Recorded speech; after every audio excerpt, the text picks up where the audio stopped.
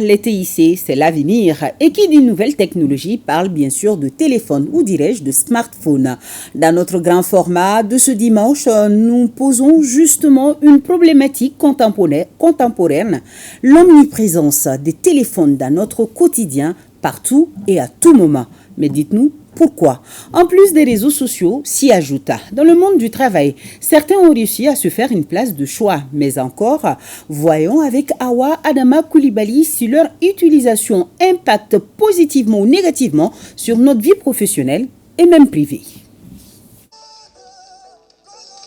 Observons cette scène pendant quelques secondes.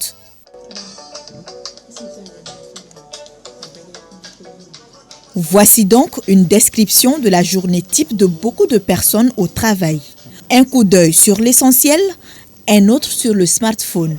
Une attention dispersée qui entraîne très souvent la déconcentration. La cause n'est autre que les médias et réseaux sociaux. Même si j'ai le téléphone en main, toujours l'objectif fixe, c'est le travail. Mais ça peut freiner le travail ou bien ça peut être un moyen de retarder le travail. Je ne peux pas faire une journée sans aller sur les réseaux sociaux, ce n'est pas possible. Même souvent, ça perturbe un peu le travail qu'on fait, même avec ma collègue dont je travaille. Elle, à chaque fois, moi je lui arrache son téléphone pour qu'elle puisse travailler. Voilà, donc c'est comme ça. Les réseaux, quand même, c'est primordial. Si, par exemple, vous avez un travail que vous devez faire dans une heure de temps et que vous avez oublié de désactiver votre connexion et que vous avez reçu des informations par rapport à la vie quotidienne, par rapport à d'autres, dans les médias. Donc, directement, vous pouvez perdre banalement 10 minutes ou 15 minutes en train de fouetter dans ces informations-là. Dans les bureaux, les pouces, sinon les doigts, ne cessent de glisser du bas vers le haut ou dans le sens contraire sur les écrans. Une dépendance numérique à laquelle personne n'échappe. Les journalistes sont tellement collés à leur téléphone, à leur portable, à la quête de l'information, à la quête des réseaux sociaux que souvent ils oublient leur travail.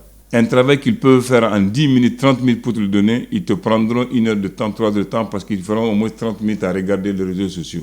Nos étudiants fournissent peu d'efforts aussi. Ils font très souvent des copier-coller. Souvent, ils sont là à enregistrer simplement le cours au lieu de prendre des notes. Donc, c'est là où je disais, ça rend paresseux. Ils ne sont pas concentrés du tout. Téléphonie, qu'on est donné la mienne à bara tiembolo. Parce que nous avons un journal qui est 16h au Wati. Donc, nous avons un journal là-bas, un journal blanc, quand c'est téléphone. Donc, il faut 16h pile, quand on a un téléphone. Alors que aucun année sort, studio qu'on a. Nous vivons à l'âge du Far West de la technologie. Une situation paradoxale où les outils qui auraient dû nous faciliter la vie semblent la compliquer. Donc on peut parler de conséquences quand il y a utilisation abusive. Ça peut développer des anxiétés, la dépression, la baisse de l'estime de soi. Ça peut créer ce qu'on appelle l'épuisement professionnel. On utilise plus d'énergie, les yeux sont fatigués. Souvent ça nous donne des maux de tête. Par exemple, il y a des fake news. On va dire, il y a eu un tel accident, on va amplifier les choses. Émotionnellement, tu seras ébranlé. Donc quand tu es ébranlé émotionnellement, ça va jouer sur la qualité de ton rendement pendant toute la journée. Qu'on soit dans le service public ou privé, on voit que l'usage des réseaux sociaux a un impact négatif sur la productivité des salariés. Cela crée aussi des conflits entre les employés et leurs supérieurs de façon générale. C'est encore plus prononcé dans les services publics parce que les gens se rendent compte que dans ce service-là, beaucoup de personnes ne travaillent pas. Tu peux même perdre ta réputation. Donc vraiment, c'est quelque chose de très dangereux. Parce que quand tu perds ta réputation aussi, par ricochet, tu peux perdre ton emploi.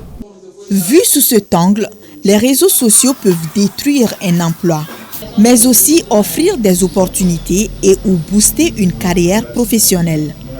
Tous les matins, presque, je recevais des notifications ou des publicités en fonction des stages. Du coup, un jour, je suis tombé sur une annonce pour un besoin de stagiaire à saïdien.com que j'ai envoyé mes dossiers via mail. Après, on m'a appelé pour dire que mes dossiers sont acceptés pour venir faire les tests. Et puis, du coup, je suis là depuis novembre Le premier contrat de traduction que moi j'ai eu, c'est à travers Facebook également. Tous les réseaux sociaux peuvent être vecteurs positifs pour une entreprise qui sait mettre son image en valeur. Donc ça demande de la compétence ou de se faire aider par des personnes compétentes capables de vous aider à bâtir une image valorisante de vous et de votre produit. Et par exemple, moi, je communique pour mon entreprise et mes activités un peu sur LinkedIn, un peu sur TikTok, un peu aussi sur Facebook. Certains services tentent tant soit peu de cadrer l'usage des réseaux sociaux pour maintenir leur productivité. Voilà, par exemple, vous voyez.